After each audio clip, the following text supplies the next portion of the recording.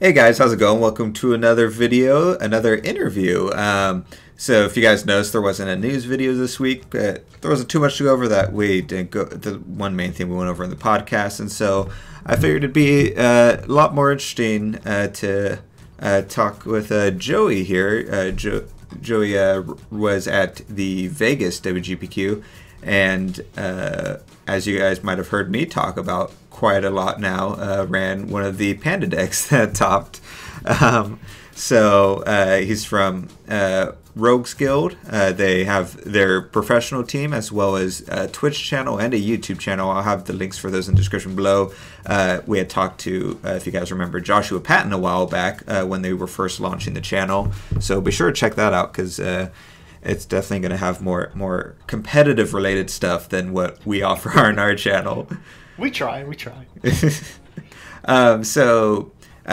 you want to let people know, so if they don't know what, so you were at the Vegas, so what kind of sort of deck you ran, how you did, and what other members of your team did as well. So going into this format, obviously some of the best spreads really came from Brunhild and Hanzo. Those were kind of just the more competitive and safe decks for the format.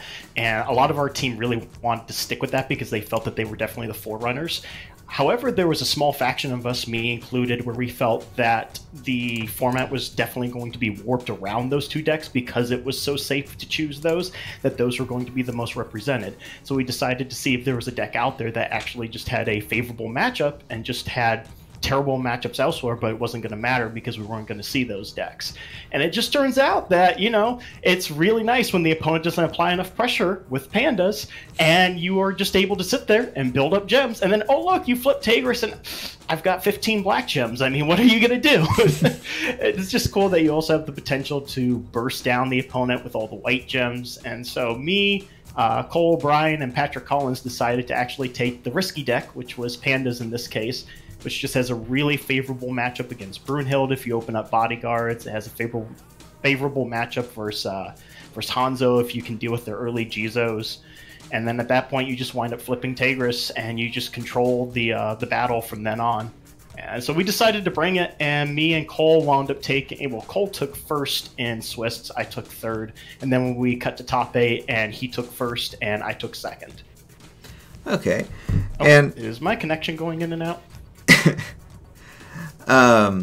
And so we were talking briefly beforehand, and this was something that was brought up as we had the Panda deck at Japan's GP before heading into this. So was that at all like an influence or a catalyst at all going into this, or was it essentially irrelevant to you guys? I mean, the Japanese lists are really cool where they wind up focusing around the white gem variant and resuscitating will and altars and being extremely aggressive with Pandas. Their variants tend to look for turn 1, drop 1 Panda, turn 2, drop 2 Pandas, turn 3, we're looking to drop another Panda and maybe a Rose Quartz, push them with damage, and trying to really win off the back of Rose Quartz and then flipping and swinging multiple times with Tigris.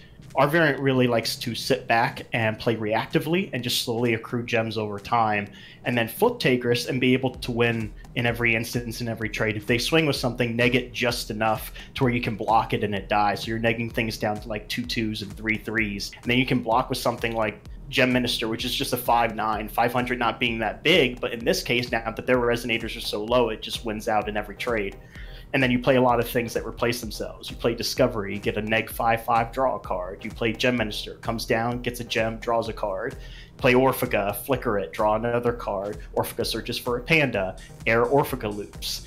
You play Rainbow Shimmer, search out any card in your deck. And all these cards just replace themselves and continue going with value while being able to actually win effectively in trades. And then also having the best J-Ruler removal in the format as well. Just like as we saw on stream with Tigris versus Ayu, where, cool, you know, Ayu can buff itself to like a 40/40 that can swing twice. Cool, I mean, that's only going to take 6 black gems. It's back down to a 10/10 that swings twice. And there goes their entire hand and their entire win con. And on the next turn, okay, I'm just going to drop Rose Quartz and Lethal.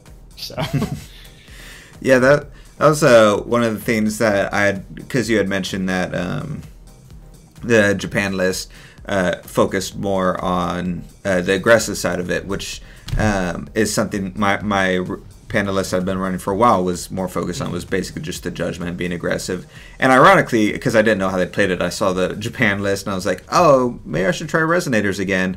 And so I put Resonators back in it, and I played that more passive of building up gems and flipping, which is very satisfying to flip with all those gems. But then I saw your guys' list, and I was like, yeah, that's you forget about a lot of these things once you get in a certain groove, like Gem Minister, like, because that's one of the big problems that's always run into, at least for me, was like draw power, and Gem Minister is basically like a gem mallet, but a little bit beefier that also draws a card. As far as like you gain a light gem and you gain whatever gem you want. You got that, obviously the Arrow Fika combo is like so much cooler inside of a Panda deck, at least. And yeah, there's so many pandas you can search, man. Cool, I'm going to search like 2 or 3 rose quartz. That seems nice. Yeah, no, as so you were talking about that. So you said it's more of a reactive play style. Like, how on average, how long do the matches run with this type of deck? Is it a pretty consistent, or does it just vary based on the deck you're playing against? It does vary based on the deck that you're playing against, but for the most part, you're either just going to have really, really grindy matchups, or you're going to have aggressive matchups where you realize, okay, if I try to grind this, I'm just going to lose, and so you have to push in aggressively. Gil, Ayu, and Kirik are pretty much the ones you have to push in aggressively against. If you sit back and build gems against Gil, you're just playing into his win con.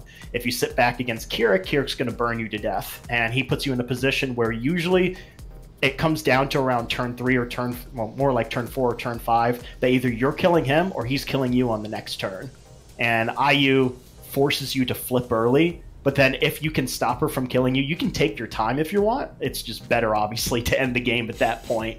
But as long as you can flip before she swings, you pretty much win the Ayu matchup as well. Against everything else, like Hanzo and Brunhild, can't really think of Lucifer, but against Lucifer, I mean, you're really unfavorable. There really is no shot at Takers actually beating Lucifer. So it's really just Brunhild and Hanzo that you want to grind it out against, because Bodyguard just sitting there black gem over time just really hurts them. Yeah, I mean, that's actually what I was just about to ask you, because if you did pretty well as far as, obviously, but is Lucifer basically your main theme you are trying to avoid in matchups? Is there any other decks you're trying to avoid with this type of deck? Mainly Lucifer. So going into the event, I thought that Kirik was the most unfavorable matchup, Lucifer being another one, but Kirik was going to be much more represented than Lucifer. At the event, I played 2 Kiriks in Swiss, 2-1'd both of them. And then on our Gauntlet stream that we did to showcase the deck, I played against Patrick Collins on our team, and I 2-0'd him, and he was playing Kirik. So the idea is that the deck loses to Kirik, but we have yet to see that actually happen. So I don't know what's going on. Every time we try to showcase the deck, we're beating Kirik, even though we're saying, yeah, the deck loses to Kirik, and then we beat it. I don't know. But when it comes to the Lucifer matchup, there's pretty much no hope at that matchup. Lucifer will 2-0 you about 99% of the time. And there really isn't anything you can fix about that. He just rips out your hand, and the only way you have to accrue those resources back is through Altar. And Altar, I mean, you have to get it on board before it gets discarded, and it's just subpar. It doesn't do enough work, unfortunately. Yeah.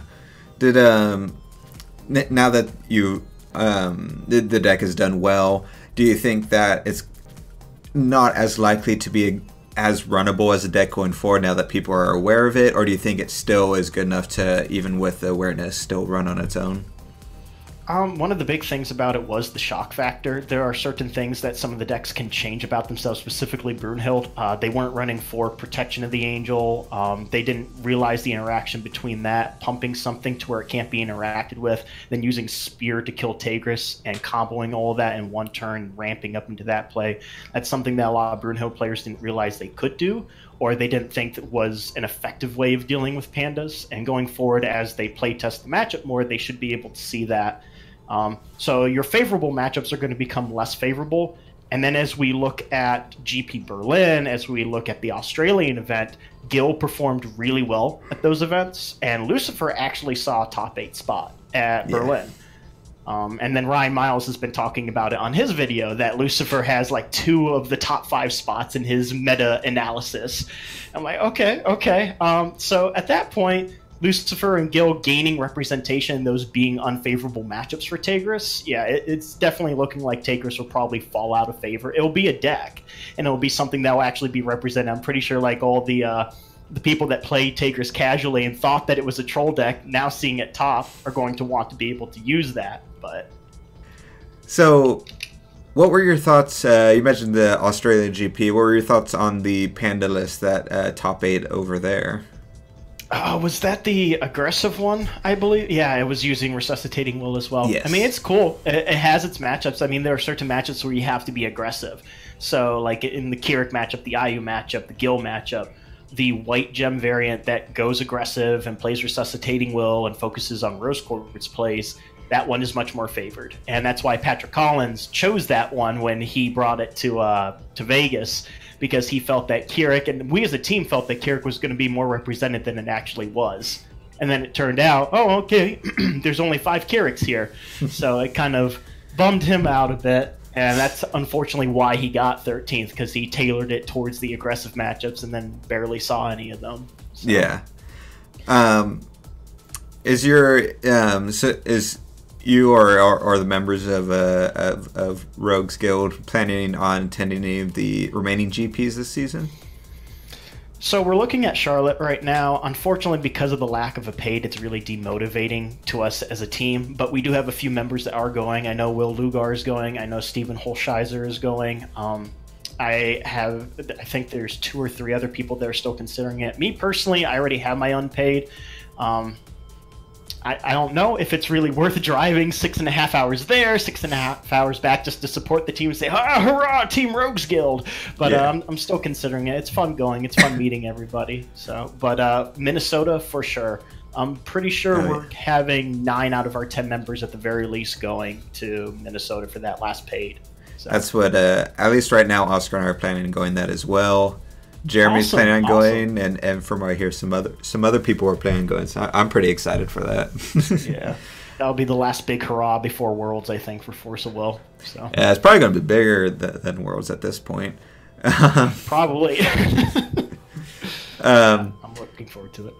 So I guess this might get into too much of your guys' strategy. So I guess answer what you can, but. I'm open. Is your guys' plan for the future, like if in any the future GPs, to sort of follow this thing of like doing these more rogue type decks, or are you going to look more at mainstream decks as well and on how you can alter them to make them fit you more? Do you have a preference type of thing? So half of us on the team really enjoy playing the top tier meta stuff and optimizing it and then putting a little tech in there to ensure that they win the mirrors and that they're able to actually surprise other players with it. That's the biggest thing, is really grinding out and ensuring you know all of your matchups and testing every avenue. And I think that's something that a lot of the other teams actually overlook. Like, who would have ever actually thought that Tigris was a deck? Except for the people that were really... I know you thought that it was a deck, but there were some people out there that really thought it was. But for the most part, people like Team ARG and Team Outer World aren't really looking at that kind of stuff, and they don't test it. And then they don't show up with 4 Protection of the Angels, and then they lose some matchups. Like our team, specifically on our Brunhild list, we ran 4 Protection because that card is insane in the mirror. It's insane in a lot of rogue matchups. It's insane against the Kirik deck, which most people aren't respecting enough still.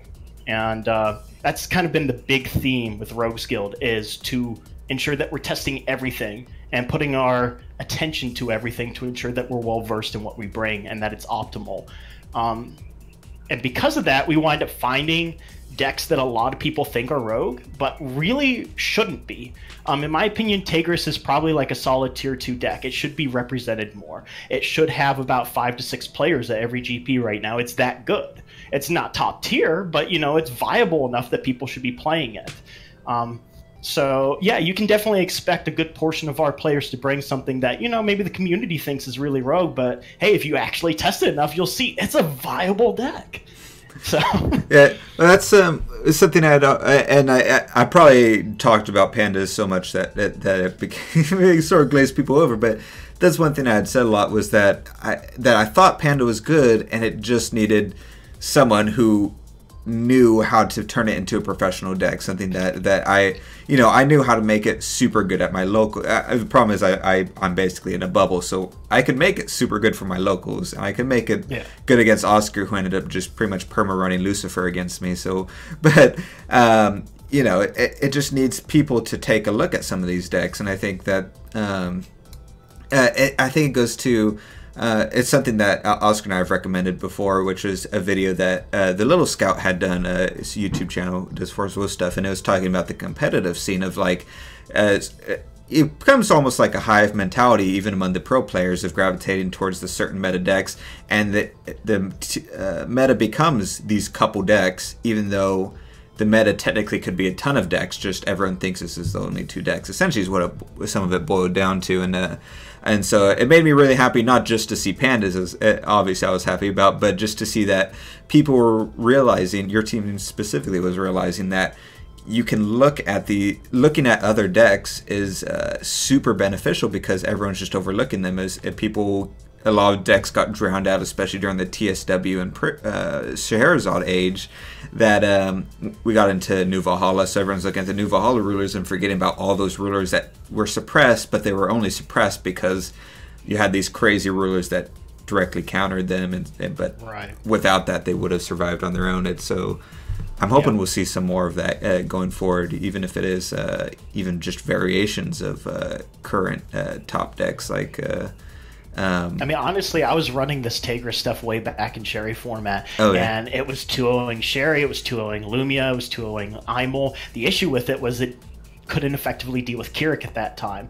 I don't know, we did have Chastising at that time, but I hadn't done enough testing with it to really respect the Keurig matchup. And so because I couldn't beat Keurig, I couldn't actually perform well with it. Because I couldn't perform well with it, people didn't see it. If people didn't see it, everyone thought it just wasn't a viable deck.